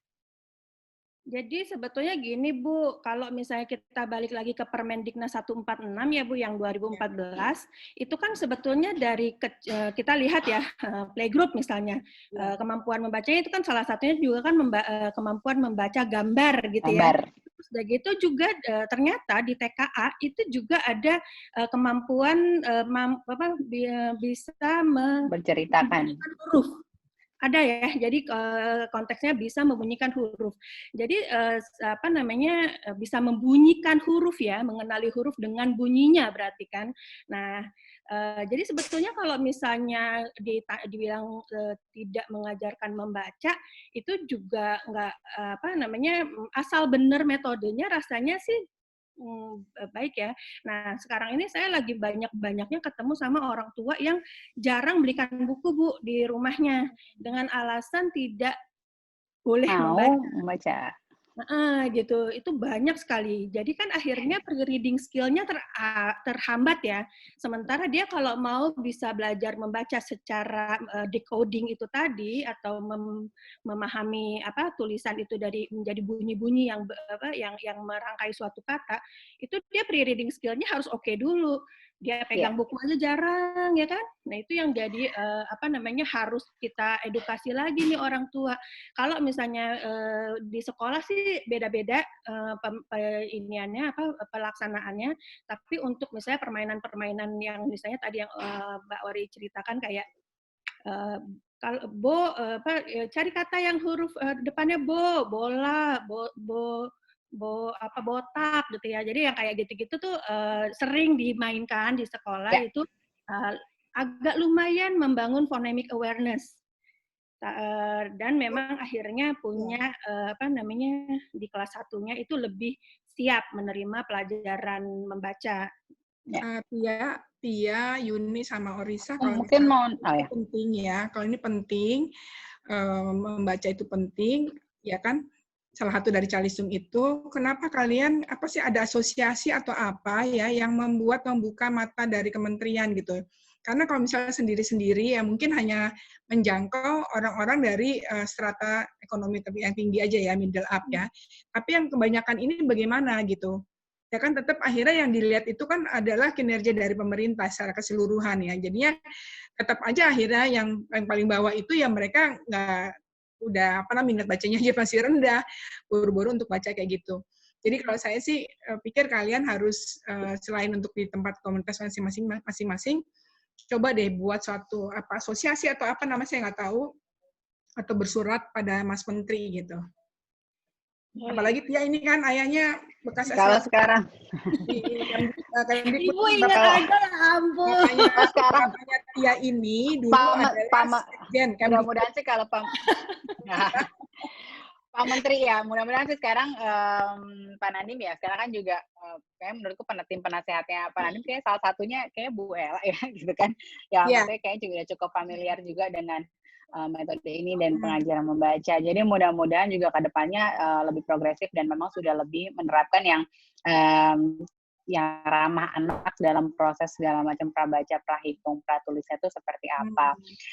Cuma menambahkan sedikit dari yang tadi Mbak Yuni tanyakan dan Mbak Tia gitu kan. Nah, memang kalau tadi ditanyakan whole language itu yang mana sama instruction, kalau dari yang aku baca secara teorinya juga, jadi whole language itu sebenarnya bukan tidak mungkin dengan metode whole language itu anak bisa membaca gitu. Jadi sangat mudah bisa gitu, tapi ternyata ketika sudah diteliti berbagai penelitian makin berkembang tentang penelitian MRI terus kemudian dengan otak gitu ya, cara kerja otak dan segala macamnya itu ternyata ditemukan kalau phonic instruction itu ternyata lebih membantu untuk semua anak, termasuk anak yang mengalami kesulitan yang berkebutuhan khusus gitu, dibanding yang kalau anak perkembangannya baik-baik saja dan dia memang secara keberbakatan gitu ya, kecerdasan language-nya dia bagus, dia dengan whole language yang tanpa diajarin instruksi khusus, itu dia akan mudah dan bisa aja baca, tiba-tiba baca gitu misalnya.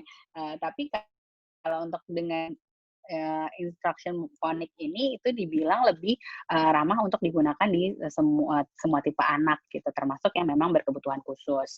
Aku sih bandingin juga sih dengan, karena balik lagi tadi minat baca itu udah sama aku ngerasain beda banget nih anak yang hari gitu ya kita baca. Anakku yang gede tuh cepet banget dan nggak ada kita instruksi khusus, tahu-tahu dia bisa baca sebelum 4 tahun waktu itu dia udah bisa baca lancar.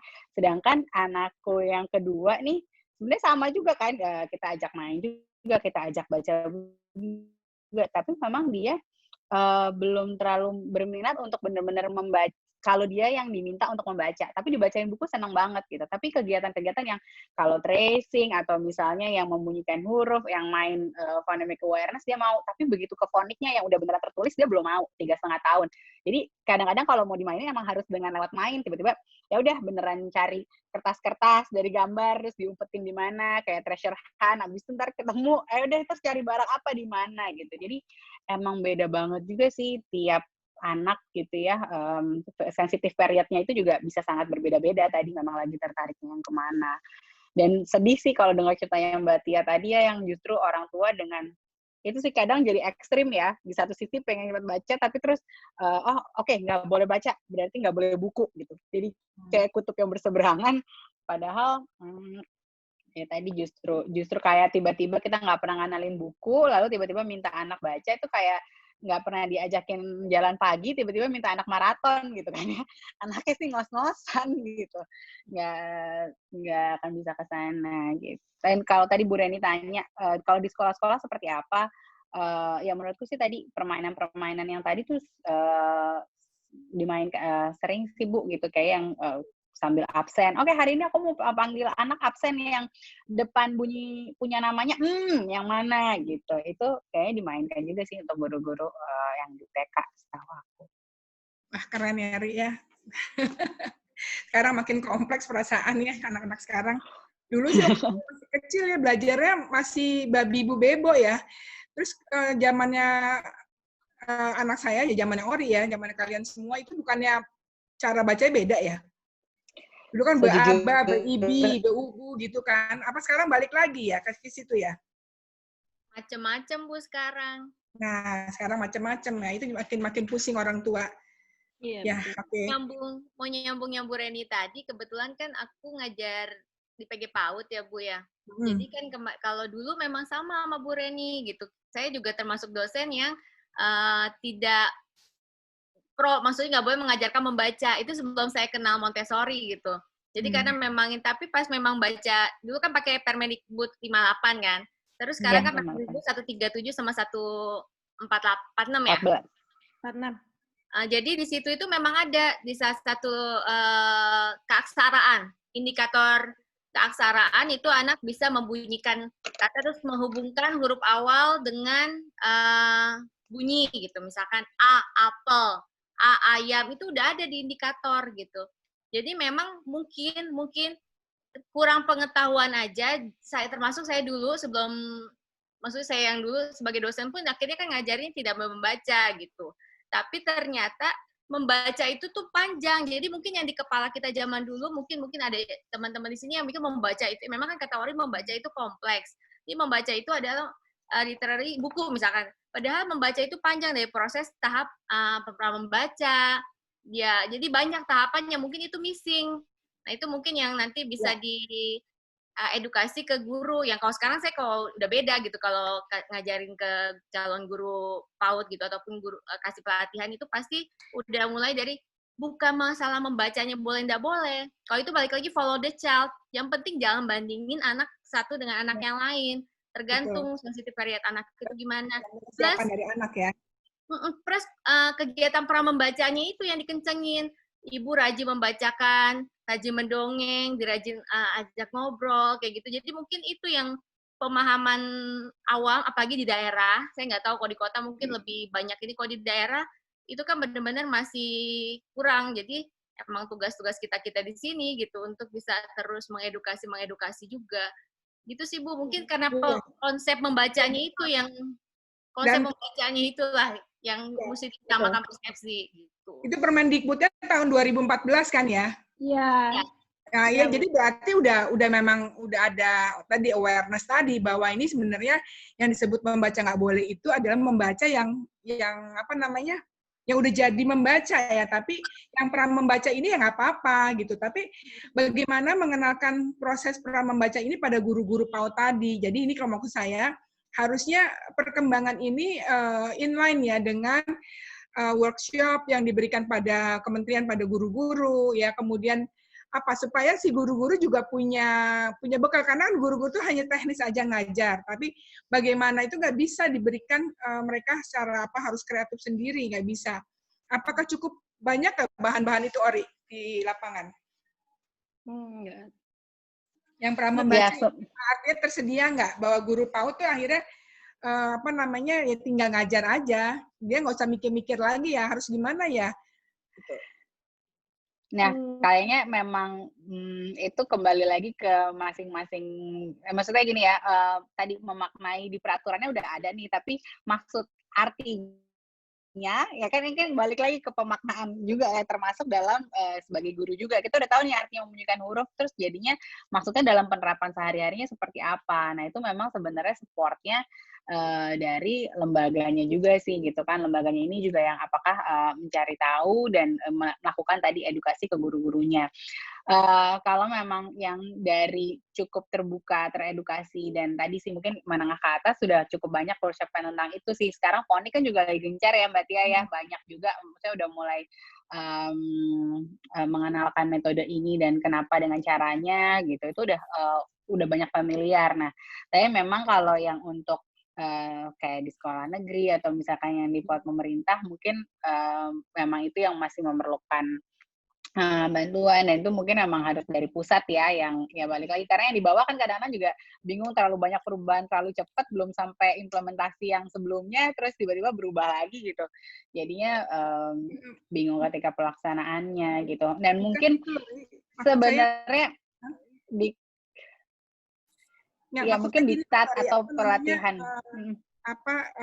kan itu udah jelas, sudah ada permennya ya tadi yang disebutkan ya, prabaca tuh boleh, tapi tinggal nggak bisa semuanya diserahkan pada pemerintah gitu. Jadi di sini bottom up aja. Jadi kalian tuh sebagai ini yang pakar-pakar dalam ini bikin aja, kan ada juga yang disebut gugus PAUD ya. Guru-guru itu kan tergabung dalam gugus PAUD di kecamatan-kecamatan. Mereka itu ada loh dananya gitu, walaupun nggak besar. Nah ini bisa kalian tuh turun ke sana gitu. Jadi jangan hanya main di atas aja gitu, yang untuk itu udah pasti orang kaya nggak usah diiniin juga, dia udah cari jalan sendiri gitu. Tapi justru yang paling banyak itu kan justru yang rakyat jelata ini gitu. Jadi bagaimana maulah turun gitu ya ke yang negeri-negeri ini yang tadi kamu bilang tadi kan Ori kan apa namanya PAUD pemerintah gitu, di PKBM atau apa, itu guru-guru kasihan loh. Jadi sertifikasi PAUD aja belum semuanya punya. Jadi kalau misalnya, saya nggak tahu ya, tapi kalau misalnya waktu gambaran waktu dari Dirjen itu jauh banget. Jadi mereka itu terjun bebas jadi guru PAUD ya, guru PAUD, dan mereka nggak punya bekal apa, dan mereka hanya mengandalkan diklat PAUD yang berjenjang, ya, 1, 2, 3, ya. Dan itu pun diklat itu pemerintah cuma sedikit dananya. Sebenarnya pada waktu itu saya udah membentuk gini, tolong deh ini jangan mengandalkan dari kementerian, tapi akhirnya waktu itu saya buka supaya Biro Konsultasi Psikologi, kemudian fakultas-fakultas psikologi ambil itu yang diklat PAUD yang ada, yang berjenjang itu bikin kemudian jual. Nah jadi ini coba proaktif aja ya, datang ke kementerian, terutama Ori yang udah ada akses ke direktorat ya, itu hubungi Pak Hasbi, coba direktur PAUD sekarang. Direktur sekarang, Pak Hasbi. Ya, direktur sekarang. Itu masih ada nggak yang kayak gitu? Dulu kayaknya belum jalan ya ide itu ya. Jadi saya cuma berpikir gimana ada akses guru-guru PAUD ini pasti ya, walaupun dia pasti mau ada uang, artinya walaupun sedikit tapi dia pengen pinter gitu. Nah, itu sementara untuk kalau mengandalkan tadi diklat dari fakultas, dari kementerian, itu udah deh, orang duitnya cuma sedikit, yang PAUD-nya itu ada berapa, 70.000 desa, nggak mungkin. Jadi justru jemput bola. Ya, ini Yuni yang di Palangkaraya itu bisa banget, Yun. Jadi hubungi Himpaudi, ya, Himpaudi, dan mereka pasti mau itu kerjasama dengan kamu. Ya itu aja fokus ya, jadi udah nggak main psikotes lagi sekarang lah, misalnya sekarang yang udah pragmatis aja, anak bisa baca apa segala kayak gitu. Ya ini saya baru dengar, tapi saya langsung komentar kayak gitu. Oke, sekarang siapa nih, tinggal 20 menit, tapi sebelumnya saya mau nyampein dulu, ini makin ke depan, ini makin seru ya nanti ya, pembicaranya ya. Ini tadi kan satu-satu tadi ya, jadi setelah nanti dengan Fitri sama siapa, dengan Tia, itu Trigunadi kan minggu depan ya, sayangnya mesti Trigunadi dengan Foni ya, tapi nggak apa-apa.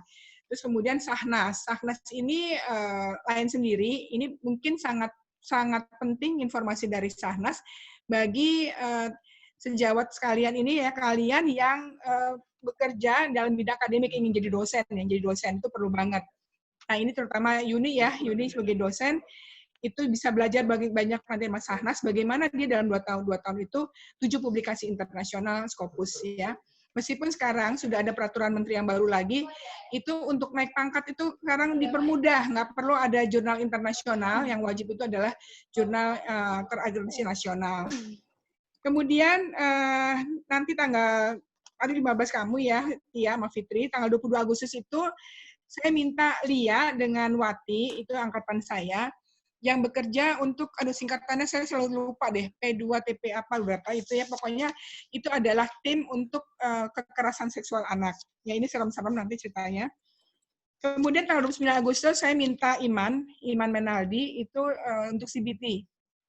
Ya walaupun dia dari klinis, tapi saya pikir itu kita perlu tahu banyak juga lah ya, yang kita bergerak di psikolog sekolah seperti itu. Jadi itu untuk sementara program-program yang tiap hari Sabtu ke depannya.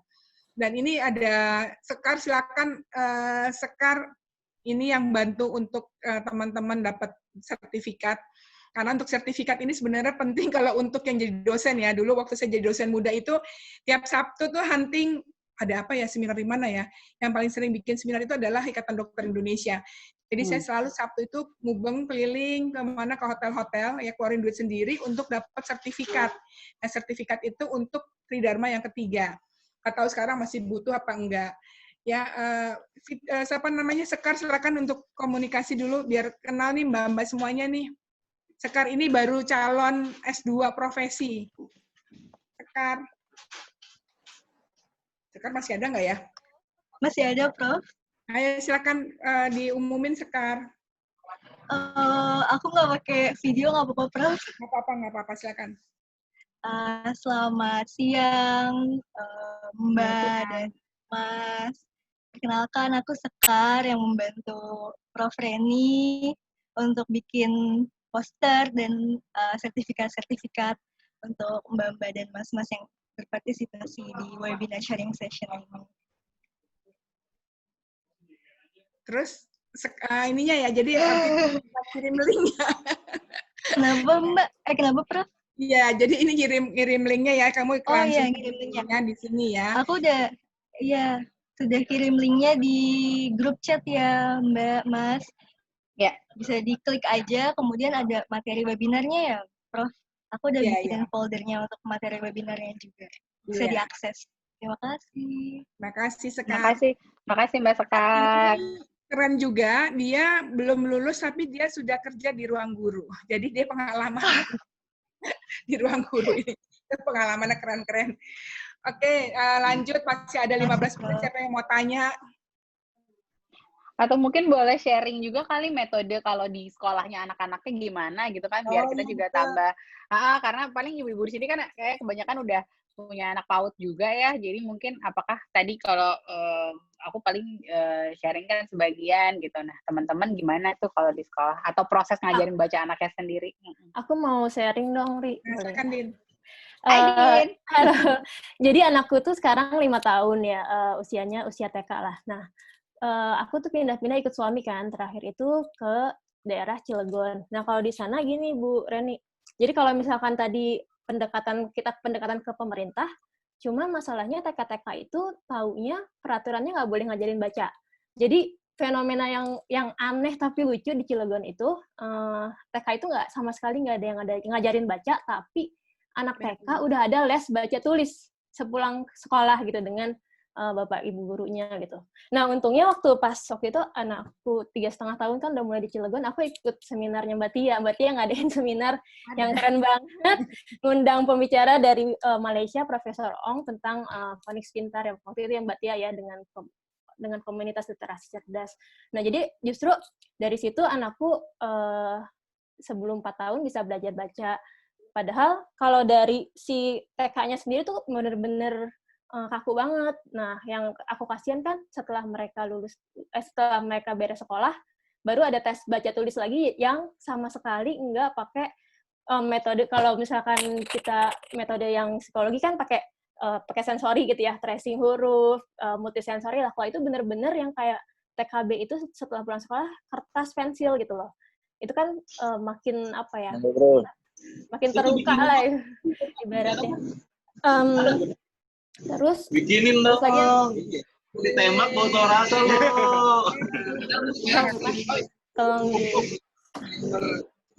Tolong di mute ya, oke. Nah, yang aku ingat lagi dari seminarnya yang diadakan Mbak Tia itu, Profesor Ong tuh bilang gini, kalau istilahnya sendiri harus diubah, jadi bukan belajar membaca tapi literasi. Karena literasi itu mencangkup banyak kan, dari yang pra membaca sampai membacanya. Sementara kalau kita istilahnya masih pakai membaca, orang-orang juga masih, masa sih anak kecil diajarin baca gitu. Tapi kalau literasi, benar-benar yang tadi yang Ori bilang kayak cangking kata gitu kan, pengenalan huruf, vocabulary, dan lain-lain, itu udah masuk ke literasinya. Terus pas di seminar itu juga aku kan sempat nanya, jadi aku juga waktu itu masih kayak tim nggak ngajarin anak baca dulu, takut nantinya stres. So, aku nanya, Prof, ini nggak apa-apa kalau misalkan anak sebelum usia TKA, waktu itu belum usia 4 tahun, masih 3 tahun ya, usia 3 tahun diajarin baca nggak apa-apa.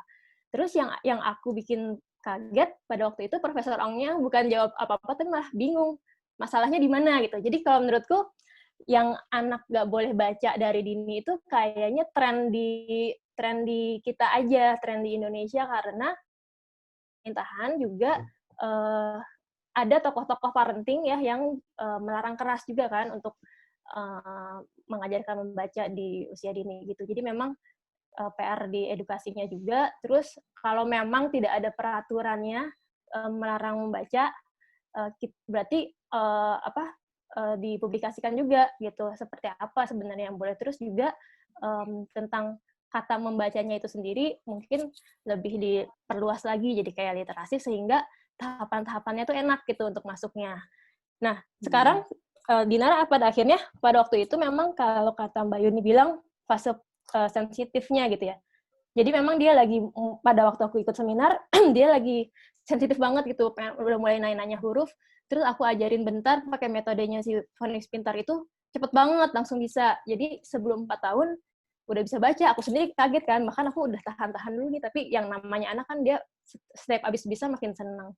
Akhirnya bisa baca, nah nemu lagi masalah, karena ketika di TK, pas di TK, jadinya nggak match, maksudnya gimana ya, jadinya kayak lebih membosankan gitu. Nah itu gimana ya, aku juga masih kayak pengen diskusi lebih lanjut. Kadang-kadang apakah si anak ini memang sih karakter anak kan beda-beda ya. Kalau kayak anakku itu yang pertama memang karakternya dia lebih senang belajar, lebih senang fokus gitu. Terus kalau dimasukin ke SD sementara bentrok lagi nih sama peraturan lain kan, minimal 6,5 ke atas dan 7 tahun. Itu sih sharing dari aku. Bagus itu ya, masukan dari Din.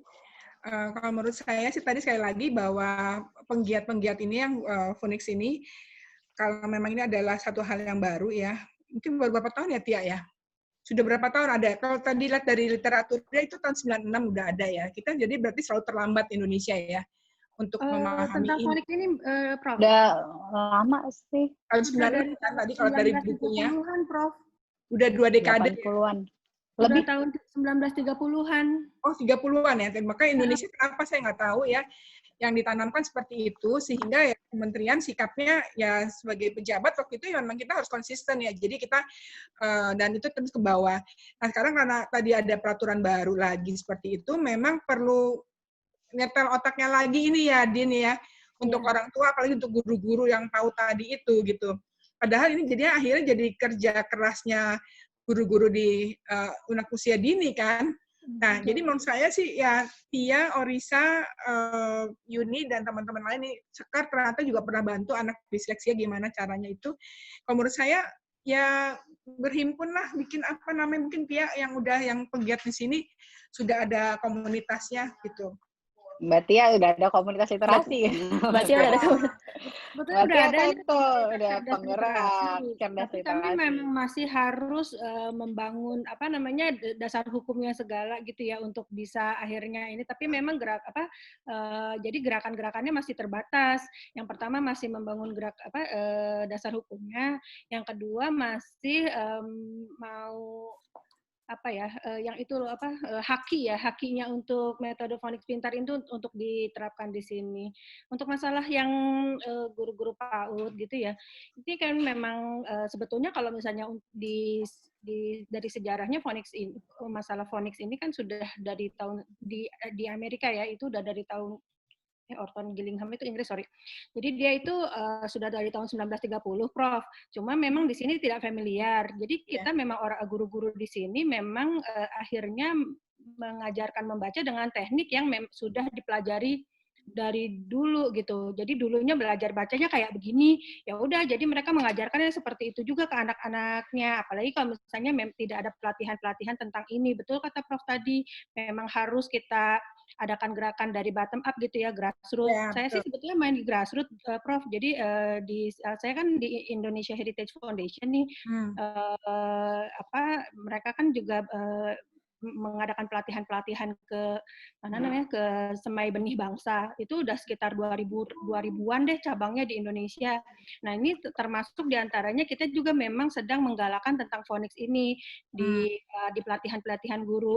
Biasanya kalau misalnya ada pelatihan guru kayak gini, ada pelatihan akbar gitu ya, terus gitu kemudian ada pelatihan intensif gitu. Kalau pelatihan akbar bisa sampai 2000 pesertanya, Prof, dari seluruh guru-guru PAUD di satu section di daerah mana gitu ya, itu pesertanya bisa banyak sekali. Tapi kalau misalnya pelatihan intensif itu guru-guru dalam jumlah yang lebih sedikit tapi lebih intensif dan ada monitoringnya. Nah, metode phonics ini di sana tidak disebutkan phonics pintar ya karena itu haknya Prof. Ong. Jadi metode phonics ini sudah dimasukkan dalam kurikulum pelatihan itu. Jadi insya Allah sih kalau misalnya memang guru-guru PAUD-nya ikutan pelatihan yang diselenggarakan oleh Indonesia Heritage Foundation, itu mantunya Bu Frida Mangunsong juga di sana, Prof. Mbak Lydia, namanya sama ya? Iya, di mana? Di Indonesia Heritage Foundation, Prof. Sama itu kan sama Ibu Menteri sama? Bu Sofyan Jalil, Bu Ratna Megawangi namanya. Iya, Ibu Megawangi. Betul. Ya. Betul. Di sana memang lebih banyak. Tapi kalau misalnya saya bilang sih, kalau misalnya pelatihan akbar itu lebih pada icip-icip ya. Jadi mungkin betul. supaya mereka kenal untuk belajar untuk berikutnya mereka harus lebih dalam lagi. Betul. Gitu. Jadi kalau menurut saya sih kamu nyergapnya di grassroots itu saya bilang tadi di gugus PAUD. Iya. Ya, jadi mainnya di situ. Dan tapi tentu nggak bisa ngambil besar-besar ya. Kalau misalnya memang ini ya Dharma Bakti lah gitu untuk pada pemerintah. Betul. Tapi paling tidak pas lagi pelatihan akbar itu kita memberikan pemahaman bahwa yang namanya pengajaran literasi itu boleh loh buat anak-anak, bukannya haram sama sekali gitu. Tapi cara pengajarannya begini nih. Jadi kayak icip-icip yang dikasih tahu pengajarannya begini gitu ya. Cara nyanyi-nyanyinya juga suka. Kamu ngomong haram-haram gitu, jadi saya ingat kamu ngomong di setil kamu. Soalnya saya memang sama sekali ini baru dengar dari Ori. Kalau nggak dengar dari Ori, saya sama sekali nggak ada wawasan. Ini sayang ya. Prof, itunya bahasa yang saya gunakan memang kemarin itu agak bisa misleading sih. Jadi akhirnya saya ganti juga, Prof, itunya caption. Waktu jadi dirjen ngomong gitu, pokoknya nggak boleh ngajar anak usia dini ngajar baca, itu haram gitu. Maka saya bilang kamu ngambil menggunakan lagi balik. Tadi ini Sekar mau sharing sebentar mengenai yang disleksia gimana, Sekar? Coba deh, silakan deh. Kamu keren banget sih. Terima kasih, Prof. Oh enggak, kemarin tuh selama 1 tahun, kedengeran nggak, Prof, suaranya? Dengar. Selama 1 tahun, aku jadi guru untuk shadow teacher untuk anak berkebutuhan khusus. Dia disleksia. Awalnya bingung harus gimana, karena motivasi untuk membaca aja nggak ada. Ditambah dia ini di sekolah internasional, jadi bahasanya kan ada 2, bahasa Indonesia dan bahasa Inggris. Awalnya kami bingung, haruskah pilih salah satu bahasa? Akhirnya kami jalan dua-duanya aja. Kemudian aku diikutin seminar sama orang tuanya muridku ini, seminar yang juga diikutin oleh Mbak Ori ya, Mbak. Seminarnya Mbak Sheila, kemudian dilanjutkan dengan asesmennya. Nah, salah satu asesmennya itu adalah dengan membaca, membacanya tuh diulang-ulang. Contohnya, benar, Prof. Karena anak murid saya itu phonics-nya udah bagus, phonemic awareness-nya udah bagus, tapi phonics-nya masih agak cukup baik lah. Akhirnya saya mencoba untuk baca akurat di bahasa Indonesia, karena yang sangat kurang di dia adalah membaca dalam bahasa Indonesia. Sedangkan kalau dalam bahasa Inggris, dia masih mampu untuk membaca kata per katanya. Tapi kalau dalam bahasa Indonesia, dia kurang mampu untuk membaca. Nah, yang saya lakukan memberikan teks bacaan yang ada levelnya, kan kemarin ada levelnya ya Mbak Ori ya. Level untuk anak kelas 2 SD itu sekian kata gitu ya.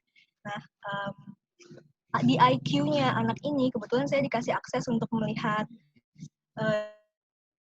data psikologisnya anak ini, dia IQ-nya ada di kelas 2 SD kognisinya. Jadi saya masukin lah bacaan yang dari anak kelas 1 SD dulu, gitu, bacaan yang mudah untuk meningkatkan motivasinya dia. Akhirnya katanya juga dihitung dari mulai cuman 60 kata naik sampai 100 kata. Itu dibacanya, satu teks itu dibaca berulang-ulang 4 kali pertemuan biasanya. Dia tuh 4 kali pertemuan dibaca berulang-ulang, yang awalnya cuman benar, jadi katanya tuh mesti dihitung dulu ada berapa kata, lalu Ya Mbak Ori tuh benerin ya Mbak kalau salah. Dihitung ada berapa katanya, metodenya itu seperti itu, dihitung ada berapa kata, kemudian kata yang benar dibaca oleh anak ini itu ada berapa kata yang benar dibaca oleh anak ini. Jadi setiap sesinya diharapkan dia akan terus meningkat kata membaca benar secara akuratnya. Dan iya, dan hasilnya luar biasa, hasilnya dia meningkat terus-menerus. Jadi saya merasa ini metode yang cukup baik dalam membantu anak disleksia untuk membaca. Itu sih, Prof. Saya juga membantu dengan setiap line-nya itu dikasih warna, misalnya line pertama warnanya hijau, line kedua warnanya kuning, yang ketiga hijau lagi. Jadi sehingga, karena kan anak saya itu sulit untuk melihat garis lurus. Kalau misalnya di dalam satu warna itu ada garis lurusnya, dalam satu warna itu menunjukkan suatu garis gitu ya. Jadi dia membaca dengan lebih mudah lagi dengan menggunakan warna-warna tersebut. Iya, betul gitu. Itu sih Prof yang bisa saya sharing. Mungkin aku boleh tambahin sedikit, tapi Ori tanggapi. Iya, aku nambahin sedikit ya. Jadi kalau yang dari memang workshop Mbak Sila itu, jadi untuk reading disleksia tadi, untuk tadi tuh 5 komponen readingnya ini supaya terbangun dengan baik gitu ya. Jadi memang menggunakan satu buku yang sama tapi terus dikelupas. Jadi misalnya salah satu buku yang udah dipakai gitu ya, tadi reading levelnya tuh direndahkan dulu. Jadi kalau misalnya dia kelas 4 SD jangan pakai yang sama karena tadi munculin motivasinya dulu. Misalnya pakai tadi benar dari kelas 1 SD atau kelas 2 SD. Kemudian dikelupas jadinya. Jadi kata per kata dia tahu kan maknanya. Vocabnya tuh dari situ vocab yang dia udah tahu apa. Kemudian dikembangin lagi, misalnya ada vocabnya tadi ada kata-kata pohon. Apa aja sih yang berhubungan sama pohon? Kemudian apalagi ya dari kata pohon itu ada yang peh atau po, berarti ada kata apa lagi tuh yang bisa bunyi depannya po juga. Itu jadi untuk phonemic awareness-nya lagi. Kemudian untuk sight-word phonics-nya gimana? Comprehension juga dari satu cerita yang sama ditanyain apa yang terjadi di situ sebab akibatnya. Jadi mengelupas satu buku berulang-ulang sehingga dia meningkat semua aspeknya itu menjadi lebih baik. Dan itu kalau menurut Mbak Sheila yang udah dia pakai juga menghadapi klien-klien disleksia itu bisa bertambah dengan lebih baik. Nah, untuk terkait sama fluency tadi itu sebenarnya ada satu juga yang namanya sebelum anak mengenal bentuk huruf tadi dan fluent, sebenarnya dasarnya lagi mengenal bentuk huruf dulu. Jadi kenapa juga kadang-kadang kalau di bukunya Mbak Vidya yang Montessori tanpa mengeja itu dia bilang sama orang tua gitu ya, kalau sebelum mau mengajarkan anak teknis membaca, jadi syaratnya apa sih? Kadang orang tua gitu ya, pokoknya ada patokan yang jelas aja deh gitu. Jadi misalnya patokan yang jelas, dia udah kenal misalnya dia tahu 100 kata, dia bisa membedakan bentuk lingkaran, kotak, sama segitiga. Karena kalau bentuk-bentuk aja anaknya masih kebolak-balik, akan sulit sekali untuk dia mengenali bentuk-bentuk huruf yang berbeda, karena makin sulit kan, perbedaannya makin tipis. Jadi harus dari bentuk yang lebih besar dulu. Kemudian anak udah harus bisa misalnya menceritakan tadi membangun kalimat, dia berbicara dalam kalimat lengkap, misalnya berapa 4 kata dari dalam satu kalimat. Dia tahu arah, karena kalau dari buku kan sebenarnya tadi kalau katanya Mbak Sekar, supaya nggak salah gitu ya, nggak salah baca garis, karena memang membaca itu dia harus tahu baca itu berarti dari depan kecuali ngaji ya, dari depan ke belakang, atas ke bawah, kiri ke kanan gitu kan. Jadi karena kalau baca dari kanan ke kiri, kalimat itu menjadi tidak ada make sense-nya, jadi tidak ada maknanya, jadi nggak make sense. Nah, jadi prasyarat-prasyarat ini yang kadang-kadang mungkin indikatornya kalau dibilang kembangkan dulu prabacanya, kadang terlalu sulit gitu ya, orang tua prabaca itu banyak banget. Tapi dengan kalau udah ada indikator yang jelas nih, misalnya udah anaknya udah bisa ini belum 1, 2, 3, 4, 5, 6. Kalau belum bisa, nggak usah ke teknis baca dulu, yang 6 aja ini dikuatin gitu. Mungkin tambahannya gitu, sih Bu Ren. Makasih banyak sekali lagi Ori. Ya, sama-sama Ibu. Yuni, kita semuanya udah hadir sini. Luar biasa. Jadi saya senang banget dapat ilmu lagi ya. Dan mudah-mudahan bisa jumpa lagi pada Sabtu yang datang. Dan terus ikuti terus karena banyak banget ini yang mau ngisi ya dari para alumni yang baik yang baru lulus, yang sudah lama dan lama sekali, yang masih zaman saya, yang masih muter 6 stasiun. Oke, terima kasih banyak. Selamat siang, salam Ya, sehat boleh semuanya. foto bersama dulu nggak, Bu? Oh iya, foto bersama, jangan lupa. Nah, kan. Lia, iya Lia. Kita pakai jilbab sekarang, kemarin belum mandi. Yang belum mandi nggak berani foto ya. Iya. Teman-teman yang Ayo berkenan Cica boleh ikut foto, kok. boleh dibuka. Ini gayanya dari Mbak Risa nih, mau salam literasi atau apa nih? Oh iya, boleh. Ayo, Salam literasi ya. Kembali. Mana kiri ya? Literasi boleh. Bentar. Ada satu halaman ya. Ini sudah ya? Dah. Tunggu. Saya ambil. 1, 2, 3. Oke, sudah. Udah. Terima kasih. Terima kasih semuanya, teman-teman. Terima kasih semua. Dadah. Weekend.